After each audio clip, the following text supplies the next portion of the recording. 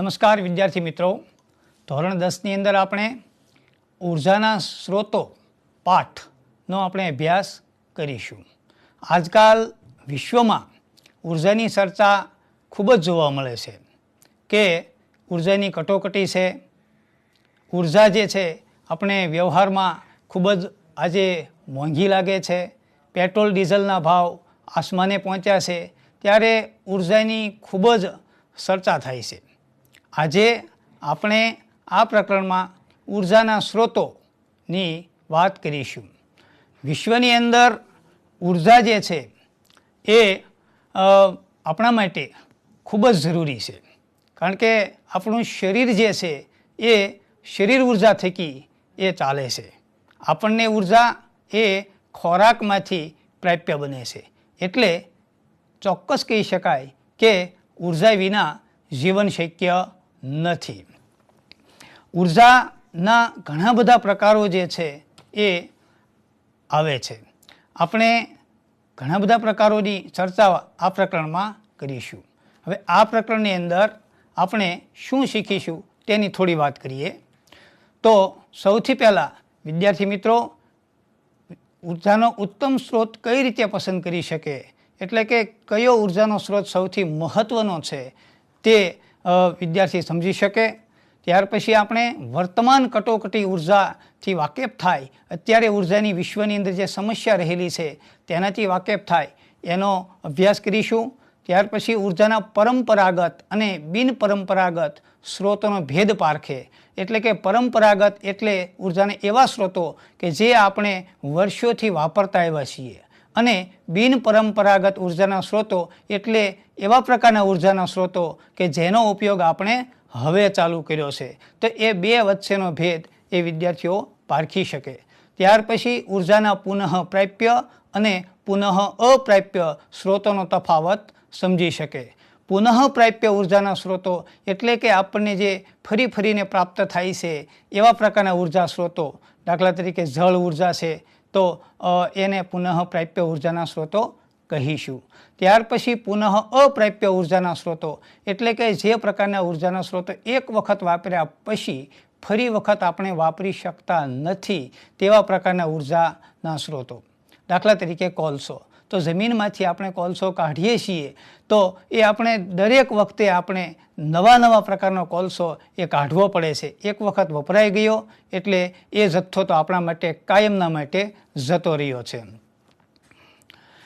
ઉર્જાની કટોકટી હળવી કરવા માટે અદ્યતન ટેકનોલોજીનો ઉપયોગ કેવી રીતે કરવો તેની સમજ કેળવે. એટલે કે આજે ટેકનોલોજી એટલી બધી ઝડપથી આગળ વધી રહી છે, ત્યારે આપણે ઉર્જાના સ્ત્રોતો જે છે એનો ઉપયોગ કઈ રીતે કરવો અને આ સમસ્યાનો ઉકેલ આપણે કેવી રીતે લાવી શકીશું તે આ પ્રકરણની અંદર એ આપણને શીખવા મળશે. ત્યારબાદ સૂર્ય ઉર્જા, પવન ઉર્જા, સામુદ્રિક ઉર્જા વધુ કાર્યક્ષમ કેવી રીતે મેળવી શકાય, કારણ કે આ બધા ઉર્જા સ્ત્રોતો એ પુનઃ પ્રાપ્ય છે, અને એને જો આપણે ખૂબ જ સારી રીતે મેળવીશું તો આપણો ઉર્જાનો જે આ પ્રશ્ન છે તે હલ થઈ શકશે.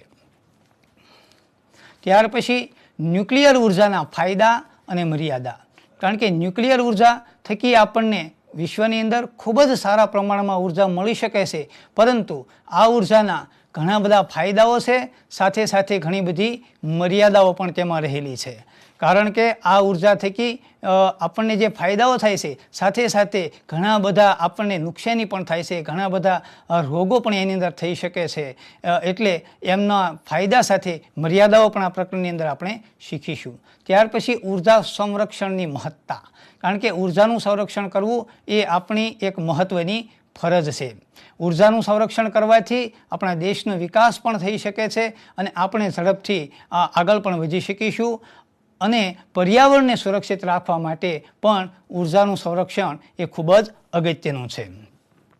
વિદ્યાર્થી મિત્રો, ધોરણ 9ની અંદર આપણે કાર્ય અને ઉર્જા પ્રકરણ આવતું હતું. એ પ્રકરણની અંદર પણ આપણે ઉર્જામાં શું શું શીખ્યા છીએ તેનો આપણે સૌપ્રથમ ખ્યાલ મેળવીશું. તો ઉર્જા આપણે ધોરણ 9ની અંદર વાત કરી હતી કે ઉર્જા કોને કહેવાય.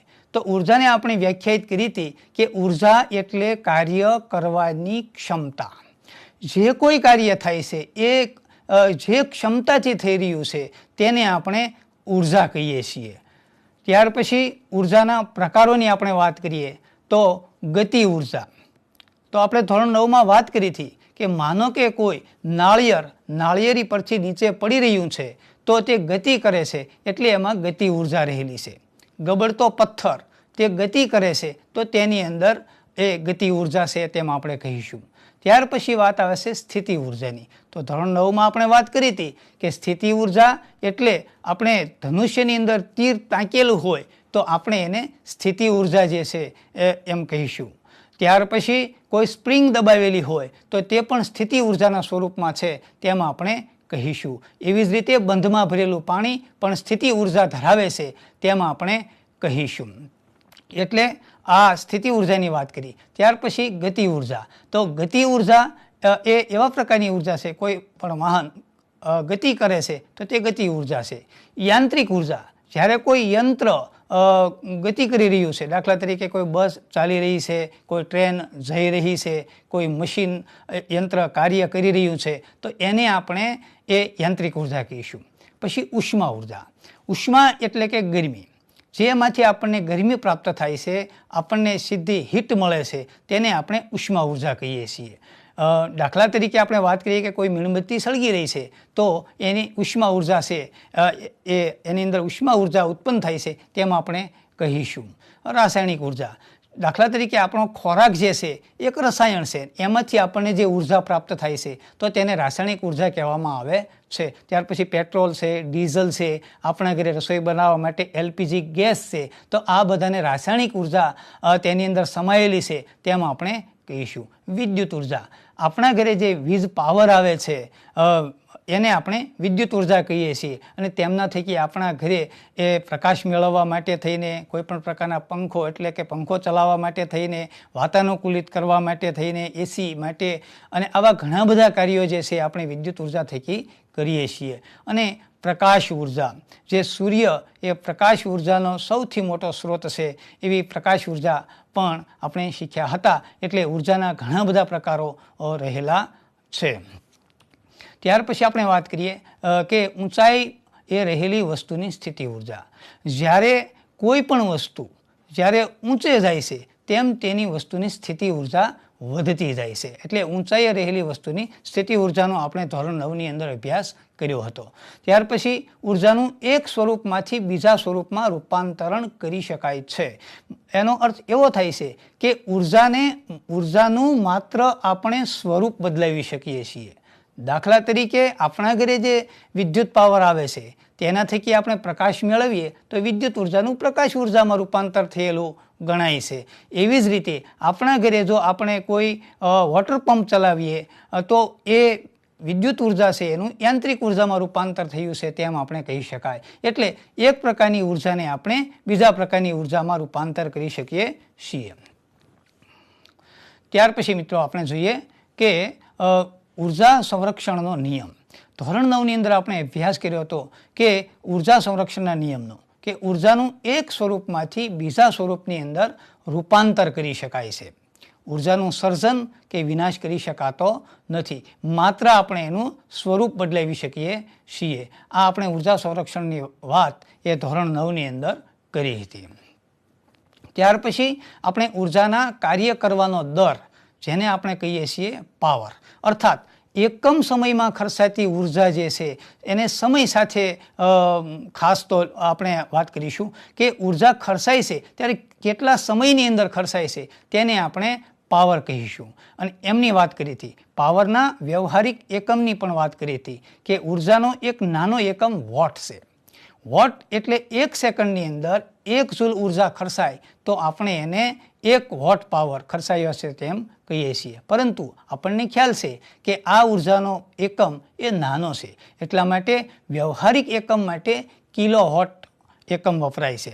કિલોવોટ એકમ એટલે 1000 વોટ, અને તેને પણ સમય સાથે સાંકળીને આપણે કિલોવોટ અવર, જેને આપણે યુનિટ કહેતા હતા, તો એ યુનિટની આપણે વાત કરી હતી કે 1 કલાકની અંદર 100 વોટના 1 કલાકની અંદર 100 વોટના 10 બલ્બને 1 કલાક સુધી ચાલુ રાખવામાં આવે તો 1 યુનિટ પાવર ખર્ચાય છે તેમ કહેવાય છે. અને તેને આપણે યુનિટ કહેતા હતા. આપણે ઘરે જે વીજળીનું બિલ આવે છે તે પણ યુનિટની અંદર આવે છે. એટલે તેમની વાત આપણે ધોરણ 9ની અંદર વ્યવહારિક એકમની વાત કરી હતી. 1 યુનિટ એટલે 36 લાખ જૂલ થાય તેની પણ આપણે વાત કરી હતી. હાલો, હવે આપણે ધોરણ 10ની અંદર જે ઉર્જાના સ્ત્રોતો છે એ પાઠની અંદર હવે આપણે જઈએ. તો સૌથી પહેલાં આપણે ઉર્જા સંરક્ષણનો નિયમ જે છે એની વાત કરીશું કે ઉર્જાનું સર્જન કે વિનાશ શક્ય નથી. ઉર્જાનું એક સ્વરૂપમાંથી બીજા સ્વરૂપમાં રૂપાંતર કરી શકાય છે, પરંતુ ઉર્જાનો નાશ કરી શકાતો નથી. વિશ્વમાં કુલ ઉર્જાનો જથ્થો અચળ છે. એનો અર્થ એવો છે કે આ વિશ્વની અંદર જે ઉર્જા રહેલી છે તેનો જથ્થો તો અચળ છે. ત્યારે આપણને સ્વાભાવિક રીતે એવો પ્રશ્ન થશે કે તો પછી શા માટે આપણે આટલી બધી ચર્ચા કરીએ છીએ કે ભાઈ પેટ્રોલ ખૂટી ગયું છે, ડીઝલ હવે ટૂંક સમયમાં પેટ્રોલ ડીઝલના જથ્થો ખૂટી જશે, કોલસો એ હવે 200 વર્ષ ચાલે તેમ છે, એ પછી કોલસો પણ ખૂટી જશે અને આ ભાવ જે છે તેમના પણ વધતા જાય છે અને એના કારણે આપણે આજે ખૂબ ચર્ચા ઉર્જાની થાય છે. તો આ વિધાન તો એમ કહે છે કે ઉર્જાનું સર્જન કે વિનાશ શક્ય નથી. ઉર્જાનું એક સ્વરૂપમાંથી બીજા સ્વરૂપમાં રૂપાંતર કરી શકાય છે. તો એના માટે આપણે કેટલાક ઉદાહરણોથી આપણે પહેલાં સમજ મેળવીશું. તો પહેલી વાત એ છે કે સ્ત્રોત કોને કહેવાય? તો સ્ત્રોત એ વસ્તુ છે કે જે કોઈ વસ્તુમાંથી આપણને ઉર્જા મળે છે તેને સ્ત્રોત કહેવામાં આવે છે. ઉદાહરણ તરીકે જોઈએ આપણે. દાખલા તરીકે સૂર્ય ઉર્જા માટેનો સ્ત્રોત છે સૂર્ય. એટલે કે સૂર્ય ઉર્જા આપણને ક્યાંથી પ્રાપ્ત થાય છે? સૂર્યમાંથી. પવન ઉર્જાનો સ્ત્રોત કોણ છે? પવન. એટલે કે આપણને પવન ઉર્જા એ ક્યાંથી પ્રાપ્ત થાય છે? પવનમાંથી. ત્યાર પછી એક વાત આપણે એવી પણ કરીશું કે સ્થિતિ ઉર્જા અને ગતિ ઉર્જા એ અચળ છે. એવું કઈ રીતે કહી શકાય? દાખલા તરીકે કોઈ વસ્તુ એ ઊંચેથી જ્યારે નીચે પડતી હોય ત્યારે એની નીચે આવતા એની સ્થિતિ ઉર્જા ઘટે છે અને ગતિ ઉર્જા વધે છે. અને જ્યારે કોઈ વસ્તુને નીચેથી ઉપર લઈ જઈએ ત્યારે એની સ્થિતિ ઉર્જામાં વધારો થાય છે અને ગતિ ઉર્જામાં ઘટાડો થાય છે. એટલે હંમેશા વિશ્વના કોઈ પણ પદાર્થ માટે સ્થિતિ ઉર્જા અને ગતિ ઉર્જા એનો સરવાળો હંમેશા એ અચળ રહે છે. હવે આપણે એક મીણબત્તીનું ઉદાહરણ લઈશું.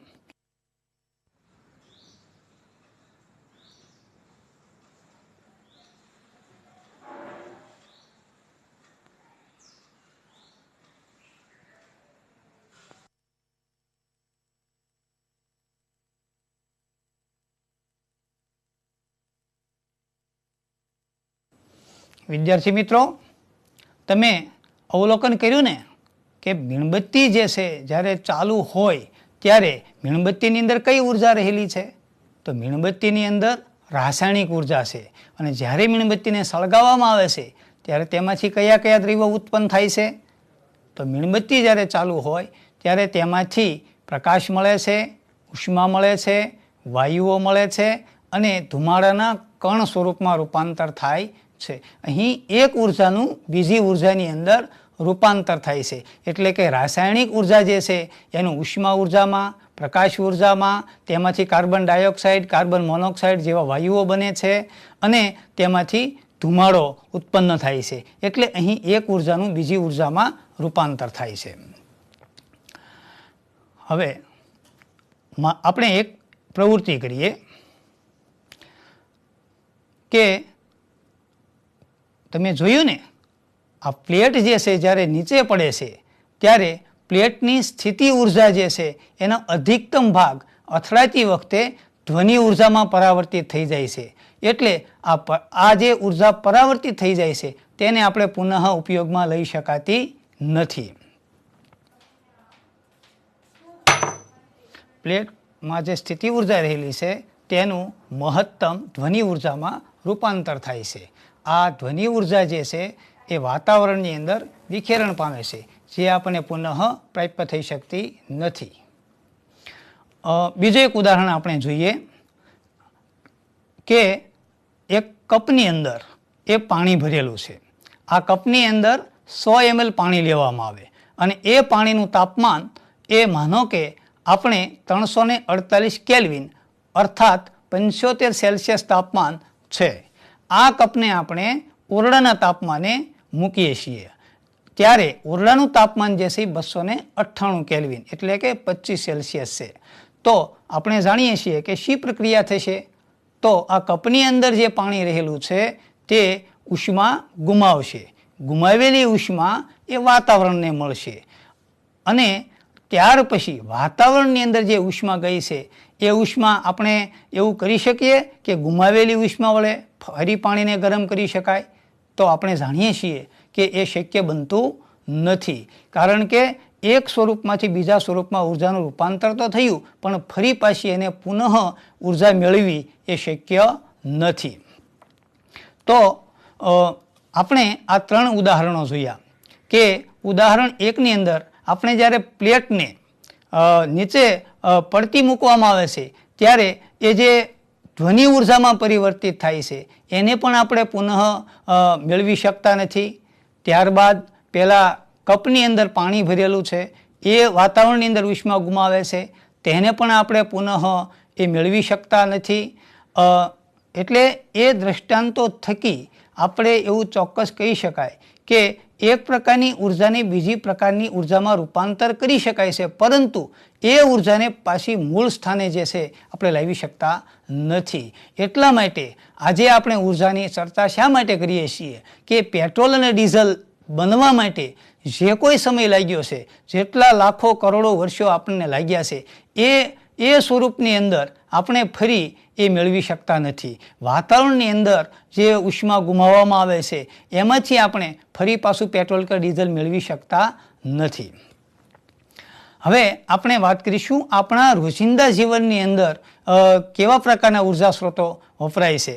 તો અહીં આગળ તમે જોઈ શકશો કે એક તમને બસ બતાવી છે. તો બસની અંદર એ ડીઝલ વપરાય છે અને એ ડીઝલ જે છે એમાંથી યાંત્રિક કાર્ય મેળવવામાં આવે છે.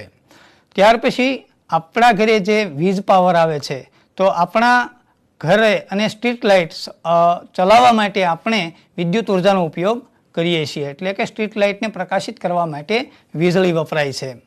ત્યાર પછી આપણે સ્કૂલે ચાલીને જતા હોઈએ છીએ અથવા તો આપણે સ્કૂલે સાયકલ લઈને જતા હોઈએ છીએ. તો એ સાયકલ ચલાવવા માટે થઈને આપણી શારીરિક ઉર્જા એ વપરાય છે અને એ શારીરિક ઉર્જા આપણને ખોરાકમાંથી પ્રાપ્ત થાય છે. તો શાળાએ ચાલીને કે સાયકલ લઈને જવા માટે આપણે સ્નાયુઓમાં રહેલ સ્નાયુ ઉર્જાનો ઉપયોગ કરીએ છીએ.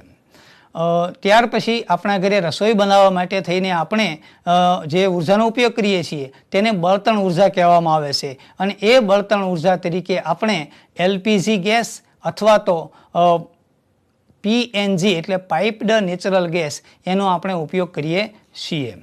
અહીં તમને ચિત્રની અંદર એ એલપીજી ગેસ દ્વારા આપણે જે રસોઈ કરીએ છીએ તેનું બતાવવામાં આવ્યું છે. હવે આપણે રોજિંદા જીવનમાં વપરાતા ઉર્જાના સ્ત્રોતો આપણને ક્યાંથી મળે છે તેની આપણે વાત કરીએ. તો આપણે સૌથી પ્રથમ જે આપણા જીવન જરૂરી કાર્યો કરીએ છીએ, દૈનિક કાર્યો કરીએ છીએ, એના માટે આપણે જે ઉર્જા વાપરીએ છીએ તેને સ્નાયુ ઉર્જા કહેવામાં આવે છે અને આ સ્નાયુ ઉર્જા એ આપણને સ્નાયુમાં સંગ્રહિત એટીપીમાંથી પ્રાપ્ત થાય છે. એટીપી એટલે એડેનોસાઇન ટ્રાઇફોસ્ફેટ. આપણે જે ખોરાક લઈએ છીએ તેમાં ઉર્જા હોય છે. એ ઉર્જા રાસાયણિક ઉર્જા છે. આપણા શરીરની અંદર કોષોની અંદર એ મંદ દહનની પ્રક્રિયા થાય છે, તેના થકી આપણને ઉર્જા પ્રાપ્ત થાય છે અને એ ઉર્જા આપણા શરીરમાં એટીપીના સ્વરૂપમાં સંગ્રહ થાય છે અને આપણે જ્યારે કોઈ પણ કાર્યો કરીએ છીએ ત્યારે આપણને સ્નાયુ ઉર્જા પ્રાપ્ત થાય છે. ત્યાર પછી દૈનિક જીવનમાં આપણે વિદ્યુત ઉર્જા વાપરીએ છીએ જે વીજ પાવર સ્ટેશનમાંથી આપણને પ્રાપ્ત થાય છે. ત્યાર પછી આપણે રસોઈ બનાવવા માટે બળતણ ઉર્જા વાપરીએ છીએ જે આપણને મોટા ભાગે ગેસ સ્ટેશન દ્વારા આપણને પૂરી પાડવામાં આવે છે. ત્યાર પછી આપણે રાસાયણિક ઉર્જા જે આપણને ખોરાક દ્વારા પ્રાપ્ય બને છે. આ બધા ઉર્જાના જુદા જુદા સ્વરૂપો છે અને જે આપણે દૈનિક જીવનની અંદર ખૂબ જ ઉપયોગી છે. હવે આપણે એક એવી વાત કરીએ કે જુદા જુદા લોકો જે છે એ વસતા હોય તો તે કેવા પ્રકારની ઉર્જાનો ઉપયોગ કરે છે.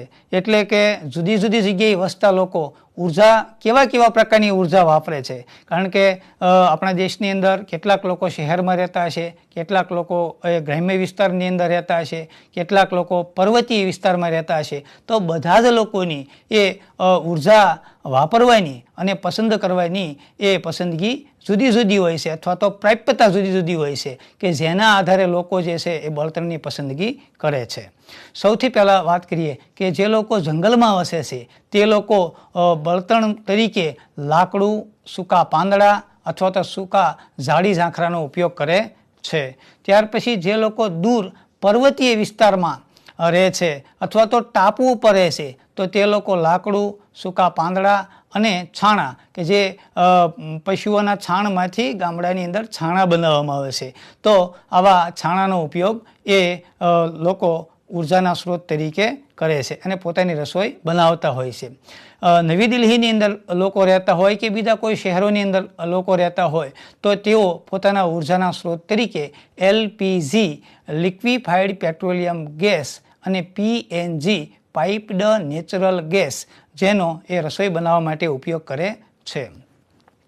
પછી આપણે એક એવો પણ વિચાર કરીએ કે આજથી 5 સદી પહેલાંના લોકો બળતણ તરીકે શેનો ઉપયોગ કરતા હતા, તો એ વખતે માત્ર ને માત્ર આપણે એક જ સ્ત્રોત પ્રાપ્ય હતો અને એ છે લાકડા. અને લાકડા જ આપણે મોટા ભાગે બળતણ તરીકે આપણે વાપરતા હતા.